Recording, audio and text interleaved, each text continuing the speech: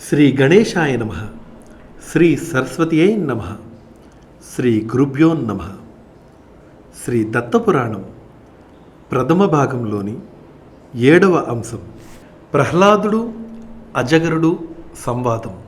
లోకతత్వాన్ని ప్రత్యక్షంగా దర్శించి తెలుసుకుందామనే అభిప్రాయంతో ప్రహ్లాదుడు సాధు సజ్జన బృందంతో బయలుదేరాడు. భూగోళం అంతా సంచరిస్తూ వింతలు విడ్డూరాలు తెలుసుకుంటూ సహ్యాద్రి పర్వతం చేరుకున్నాడు. అక్కడ కావేరీ నదిలో స్నాన సంధ్యలు గావించి నదీ తీరంలో ప్రకృతి సౌందర్యాన్ని చూస్తూ అల్లంత దూరాన నేల మీద పడుకుని ఉన్న ఒక మహర్షిని చూచాడు. ఆ మహర్షి శరీరం దుమ్ము కొట్టుకునిపోయి శరీరం నుంచి దివ్య తప కిరణములు పెళ్ళుబుకుతూ ఉన్నాయి. ఎవరి మహర్షి? ఎందుకు ఇలా నేల మీద పడి ఉన్నాడు? ఉలుకు పలుకు లేదు, కదలిక మెదలిక లేవు. సమీపంలో ఏ ఆశ్రమం కానీ కుటీరం కానీ లేవు. ఇది ఏమైనా వ్రతమా, నియమమా, లేదా ఇంకేదైనా ఉందా? తెలుసుకుందామని ఆ మహర్షి పాదముల చెంత కూర్చున్నాడు ప్రహ్లాదుడు. పాదములకు శిరస్సు ఆంచి నమస్కరించాడు. మృదువుగా ఆ పాదములను తన ఒడిలోనికి తీసుకుని మెల్లమెల్లగా ఒత్తుతూ మహానుభావా అని భయం భయంగా పలకరించాడు. ఆయన మెల్లమెల్లగా కన్నులు తెరిచి ప్రహ్లాదుని వంక ఏమిటి అన్నట్లు చూచాడు. ప్రహ్లాదుడు ధైర్యం తెచ్చుకొని ఇలా అడిగాడు, ఓ మహానుభావా, ఏమిటి మీరు ఇలా నేలపై పడి ఉన్నారు? శరీరం అంతా దుమ్ముతో కప్పిపోయి ఉంది. అంటే మీరు ఇలా చాలా కాలంగా నిశ్చేష్టులై ఉన్నారన్నమాట. ఇది ఏమైనా వ్రతమా లేదా నియమమా? చాలా చిత్రంగా ఉంది. లోకంలో ఏ ప్రయత్నమూ చేయకుండా మనిషికి ధనం లభించదు. ధనం లేకపోతే భోగాలు లేవు. అవి లేకపోతే శరీరం సముజ్వలంగా నిలిచి ఉండదు. ఇవన్నీ వదిలి మీరిలా రోజుల తరబడి నేల మీద పడి నిద్రపోతూ ఉన్నారు. అయినా మీ దేహం సముజ్వలంగా ప్రకాశిస్తూ ఉంది. ఇది చాలా ఆశ్చర్యకరం. దయచేసి ఈ వింత పద్ధతికి కారణమేమిటో తెలియచెప్పండి. ఎందుకు ఇలా పడి ఉన్నారో చెప్పండి అని అన్నాడు. ప్రహ్లాద, నిజంగా నీకు తెలియకనే అడుగుతూ ఉన్నావా? నీవు శ్రీహరిని మెప్పించిన భక్తుడవు, తత్వవేత్తలలో అగ్రగణ్యుడవు. సత్ప్రవర్తనములో నీకు నీవే సాటి. ప్రవృత్తి నివృత్తి ఫలములను ఆధ్యాత్మిక దృష్టితో చూడగలిగిన వాడివి. అలాంటి నువ్వు ఈ ప్రశ్న వేయడం నాకు ఆశ్చర్యకరంగా ఉంది. అయినా అడిగావు కాబట్టి చెబుతాను. దీని వలన నీకు నాకు కూడా ఆత్మశుద్ధి కలుగుతుంది. ఆలకించు. కర్మలు ఆచరిస్తూ వాటి వల్ల కలిగే జన్మల ఫలాలు చూస్తూ ఈ సుడిగండంలో తిరిగి తిరిగి విసిగిపోయాను. ఇప్పుడు మానవ జన్మ ఎత్తాను. ఇది స్వర్గమోక్షాలకు ద్వారసీమ. ఇక్కడ పాపకర్మలు ఆచరిస్తే జంతు జన్మ లభిస్తుంది. పాపపుణ్యములు రెండూ చేస్తే మనుష్య జన్మ లభిస్తుంది. దుఃఖాలను తొలగించుకోవడానికి, సుఖాలను పొందటానికి మనుషులు ఏవేవో కర్మలు చేస్తూ ఉంటారు. వాటిలో లభించే అనుకూల వ్యతిరేక ఫలాలను పొందుతూ ఉంటారు. అసలు ఫలానుభవమే వద్దని అనుకున్నప్పుడు కర్మలను ఆచరించవలసిన పని ఏముంది? సుఖము ఆత్మస్వరూపము. భోగాలు అనేవి కల్పితములు, అశాశ్వతములు. ఈ జ్ఞానం కలిగిన తరువాత నేను ఇంక కర్మలను ఎందుకు ఆచరించాలి? అందువలన నిశ్చేష్టుడనై నిప్రయత్నుడనై పూర్వజన్మ సంచితాలైన ప్రారబ్ధ ఫలములను అనుభవిస్తూ ఇక్కడ పరుండి నిద్రిస్తూ ఉన్నాను. ఈ రహస్యం తెలుసుకోలేనివాడు తనలోనే నిక్షిప్తమైన నాచుతో కప్పబడిన సరోవరంలా ఉన్న సుఖరూప పురుషార్థాన్ని అందుకోలేక దాహార్తుడై ఎండమావుల వెంట పరిగెత్తుతున్న వాని వలె ఉన్నాడు. కర్మాచరణ వలలో చిక్కి జన్మ పరంపరల వలయంలో సుడిగుండంలో తిరుగుతూ ఉన్నాడు. మోహం యొక్క మహిమ అటువంటిది. ప్రహ్లాద, ధనం వల్ల సుఖం కలుగుతుంది అన్నావు కదా, అది వట్టి భ్రమ మాత్రమే. దుఃఖమే తప్ప దానివల్ల సుఖం లేదు. సంపాదనలో దుఃఖము, దాన్ని కాపాడుకోవడంలో దుఃఖము, రాజ చోర శత్రు పుత్ర మిత్ర కళత్ర యాచకాదులు అపహరించుకుని పోతారేమోనన్న దుఃఖము, అనుక్షణము భయపడటమే. ధనికులకు నిద్రాహారములు ఉండవు.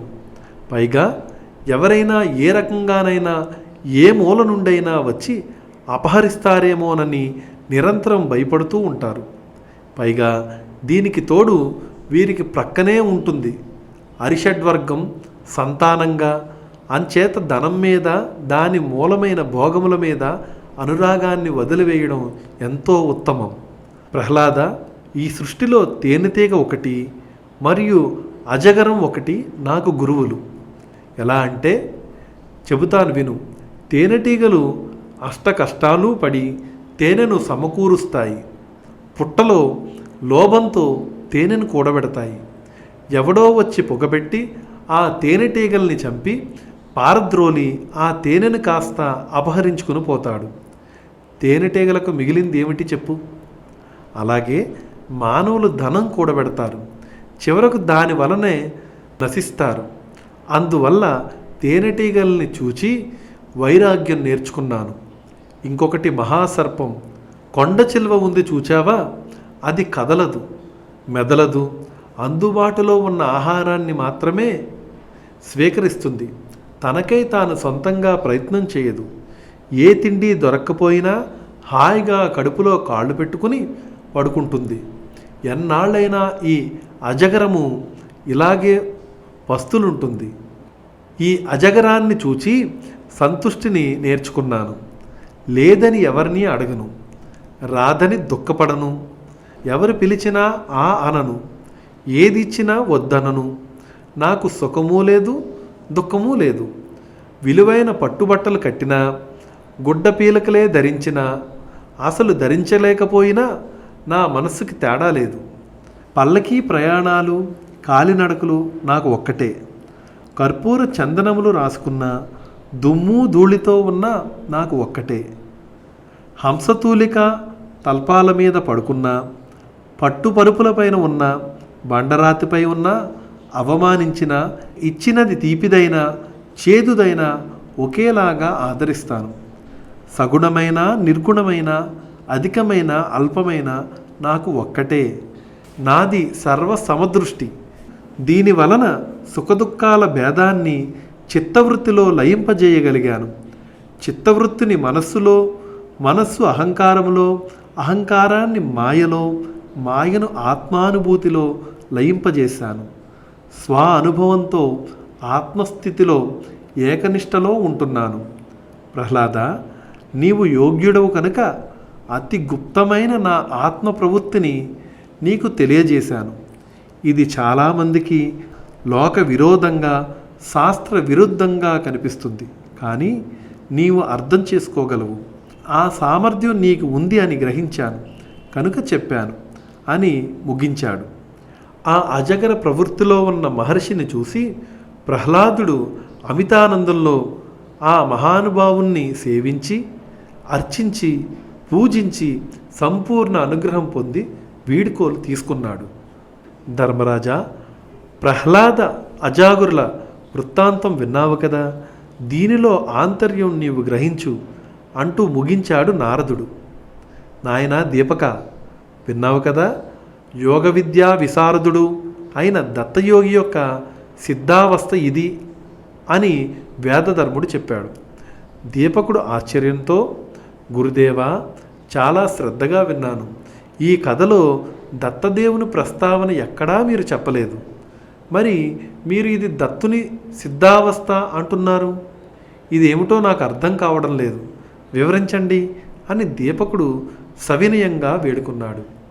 నాయనా దీపక, దీనిని నీవు అనుసంధానం చేసుకోవడంలో పొరపాటు పడుతున్నావు. మొట్టమొదటే చెప్పాను కదా, దత్తుడు యోగమాయను ఆశ్రయించిన అనేక రూపాలు ధరిస్తూ ఉంటాడని. అదీగాక బ్రహ్మ నారదునికి చెప్పిన విషయం గుర్తు చేసుకో. తన పాదపద్మాలను సేవించిన కార్తవీర్య ప్రహ్లాద అలర్కులను దత్తదేవుడు ఆత్మవిద్య బోధించాడని బ్రహ్మదేవుడు చెప్పలేదు. వీటిని అనుసంధానం చేసుకుంటే దత్తుడు ఎవరో నీకే తెలుస్తుంది. ఆ వరుసలోనే యదువుకి దత్తుడు తత్వం ఉపదేశించిన వృత్తాంతం ఇప్పుడు చెబుతాను, ఆలకించు అంటూ వేదధర్ముడు మళ్ళీ ఇలా చెప్పడం ప్రారంభించాడు. నాయనా దీపక, దీనిని నీవు అనుసంధానం చేసుకోవడంలో పొరపాటు పడుతూ ఉన్నావు. మొట్టమొదటే చెప్పాను కదా, దత్తుడు యోగమాయను ఆశ్రయించి అనేక రూపాలు ధరిస్తూ ఉంటాడని. అదీగాక బ్రహ్మ నారదునికి చెప్పిన విషయం గుర్తు చేసుకో.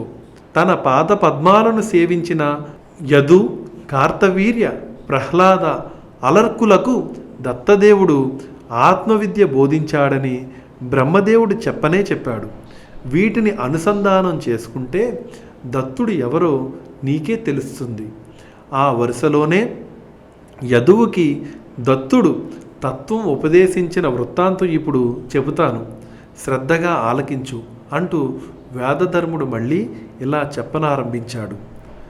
శ్రీ దత్తపురాణం 7వ అంశం సంపూర్ణం.